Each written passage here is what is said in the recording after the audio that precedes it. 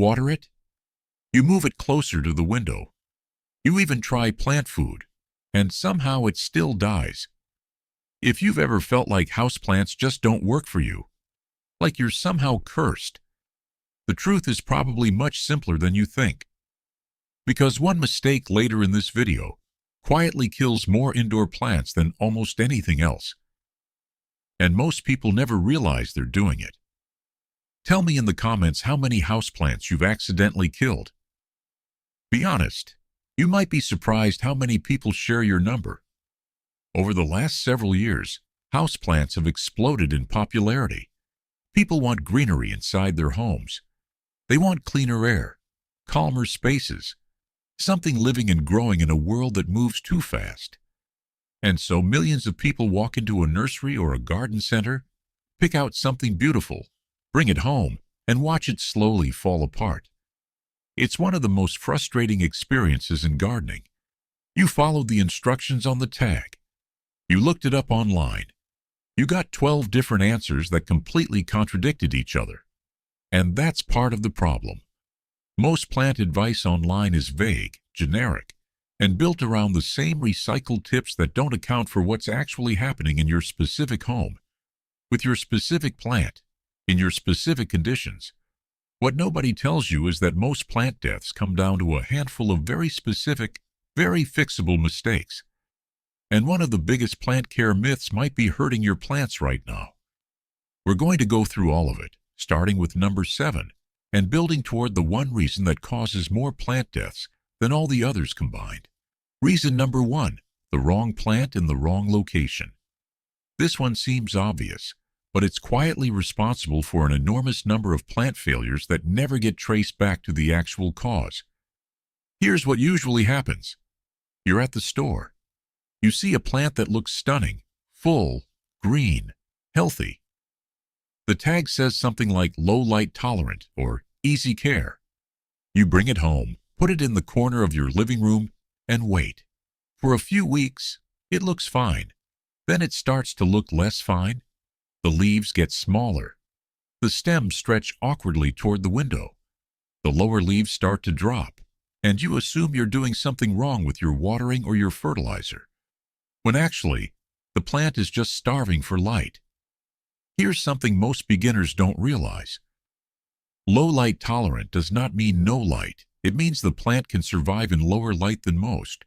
But survive is not the same as thrive. A plant placed 8 feet from a window in a north-facing room is not getting low light. It's getting almost no usable light at all. And light isn't just about growth. It drives everything: water uptake, nutrient absorption, root activity. A plant in inadequate light slows down in every way, and a slow plant becomes a vulnerable plant. But location isn't just about light. It's also about temperature, drafts, and proximity to heating and cooling vents. A tropical plant sitting 2 feet from an air conditioning vent in summer is being hit with cold, dry air every time the system kicks on. It's quietly stressed around the clock, and stressed plants decline slowly, in ways that look like a dozen other problems. The fix is straightforward. Before you place a plant anywhere, ask one question. Does this spot actually match what this plant needs? Not just what the tag says it can tolerate. That small shift changes everything. But location is only the beginning, because even if your plant is in the perfect spot, the next mistake can still quietly undo it. Reason number 2, watering based on a schedule. This is one of the most common pieces of advice passed around online. Water your pothos every 7 days. Water your snake plant every 2 weeks. Mist your ferns every other day. And the problem is that none of these schedules account for reality. Plants don't follow calendars. They respond to conditions. A pothos sitting in bright indirect light in a terracotta pot during July needs water far more often than that same pothos in a dark corner in January. The soil dries at different rates depending on light, temperature, pot material, pot size, root density, and humidity. When you water on a schedule, you're disconnecting the action from the actual need, and that creates 2 very different problems: overwatering and underwatering. Both look similar in the early stages: drooping, yellowing leaves, general decline. Most people assume it's underwatering and add more water. If the problem was actually overwatering, they just made it significantly worse. Here's what experienced growers do instead. They water based on the soil. Before watering anything, push your finger an inch or two into the soil. If it feels moist, wait. If it's dry, water thoroughly, all the way through, until it drains from the bottom. That simple habit alone would save more houseplants than almost any other change a beginner could make. But here's where things get interesting. Even when people water correctly, many of them are undone by something they never even think about. Something in the pot itself. Reason number 3, ignoring the pot. Imagine this. You buy a beautiful ceramic pot. No drainage hole. It looks perfect. You put your new plant in it, water it carefully, and everything seems fine. 2 months later, the plant looks terrible.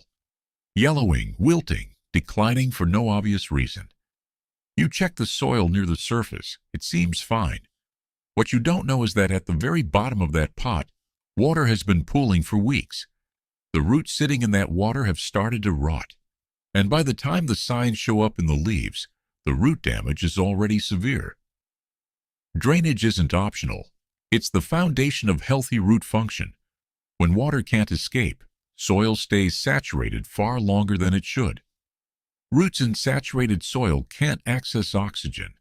Without oxygen, they begin to deteriorate. And once root rot starts, it's one of the harder problems to recover from. But drainage is only part of the pot story. Pot size matters just as much, and this is a mistake most people get completely backwards. The instinct is to give a plant lots of room. Buy a big pot. Give the root space to grow. The problem is that a pot much larger than the root system holds far more soil than the roots can actually draw from. That extra soil stays wet far longer, and wet, unused soil is exactly where root rot begins. Most plants do better in a pot that fits their roots with just an inch or two of extra space, not a pot they have to grow into.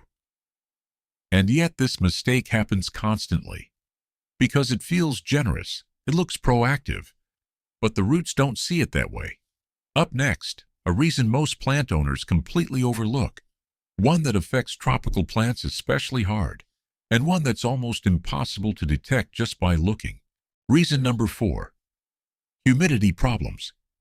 Most of the plants sold in garden centers and home stores are tropical.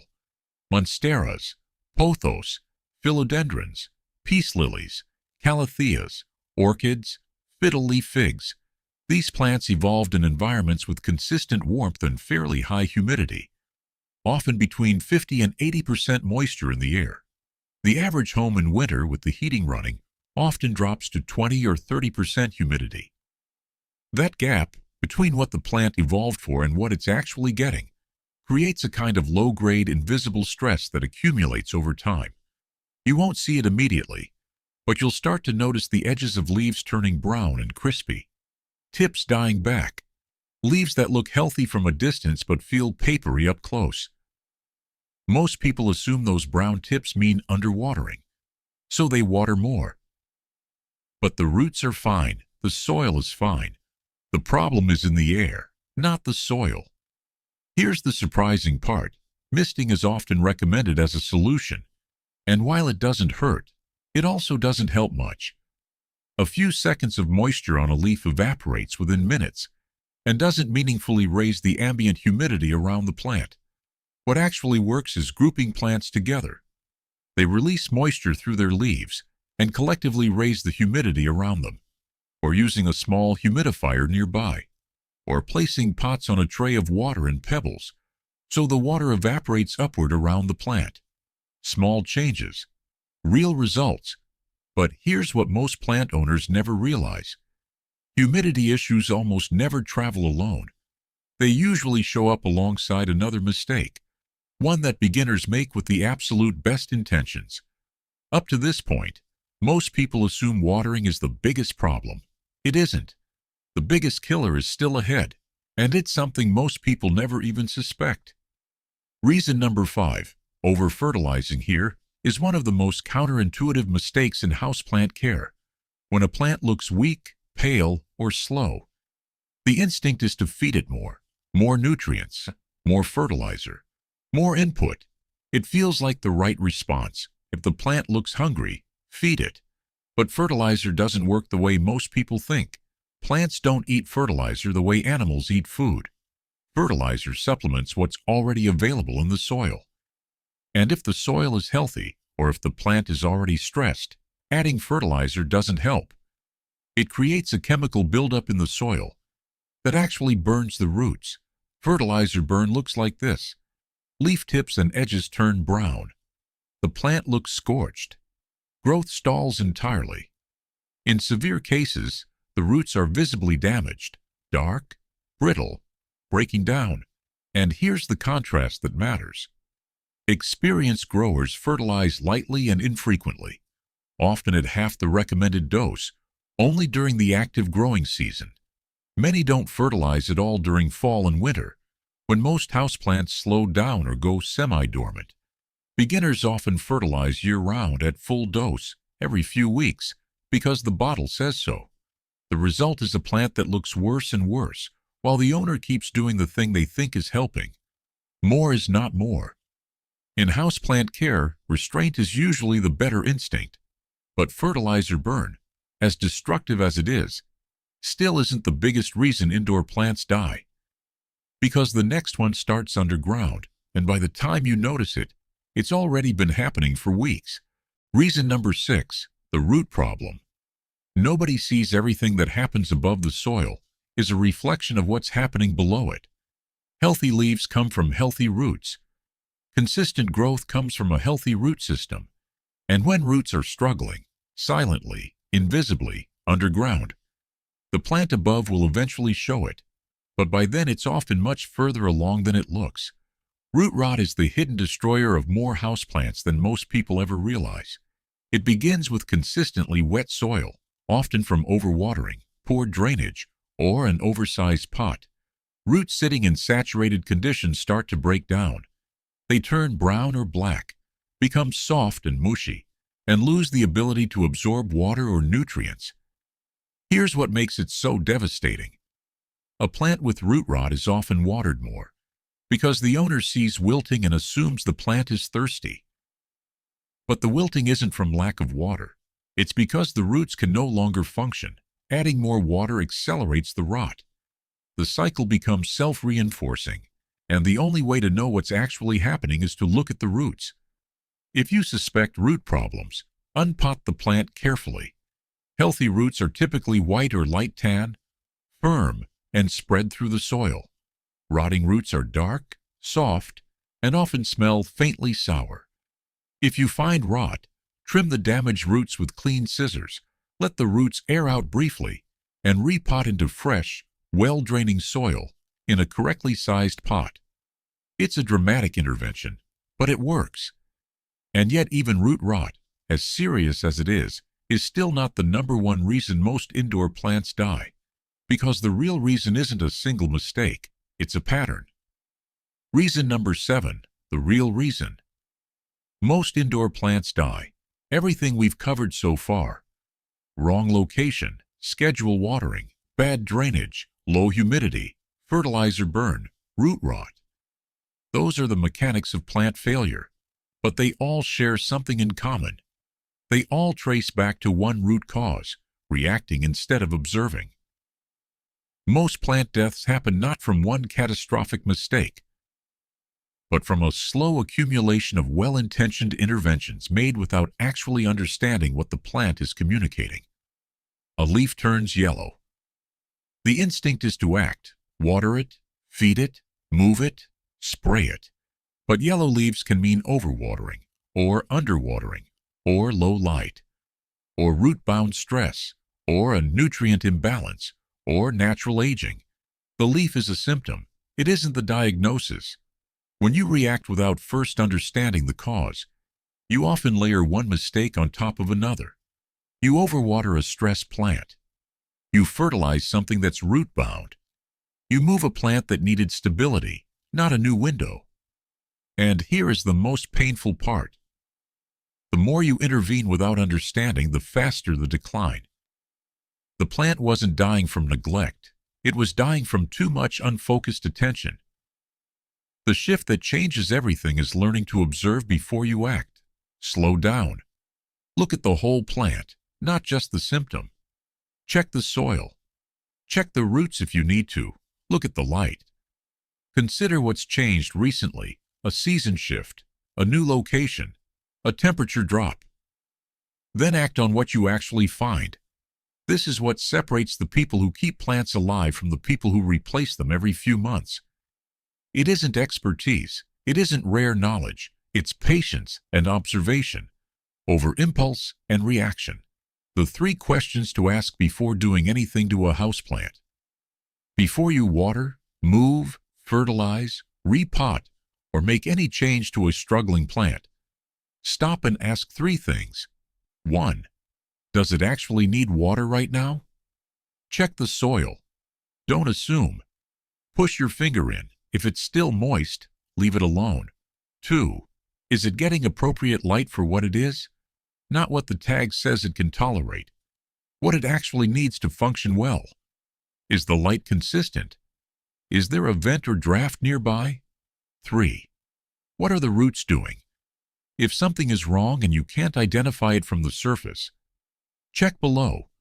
The roots tell the truth when the leaves are still guessing. 3 questions, applied consistently. They will change your results more than any product, any gadget, any complicated fertilizer schedule. The biggest myth: that watering more fixes most problems. It doesn't. It often makes them worse. The biggest mistake: reacting to symptoms without understanding causes. Layering interventions onto a plant that needs observation, not action. The easiest fix: slow down, check the soil, check the roots, and ask what the plant is actually telling you before you do anything. Which mistake surprised you the most? Leave it in the comments. I'm curious whether it's the pot problem, the fertilizer myth, or the one about too much attention. If you find these plant care guides useful, the kind that go deeper than water it once a week, subscribe for more. There's a lot more ahead.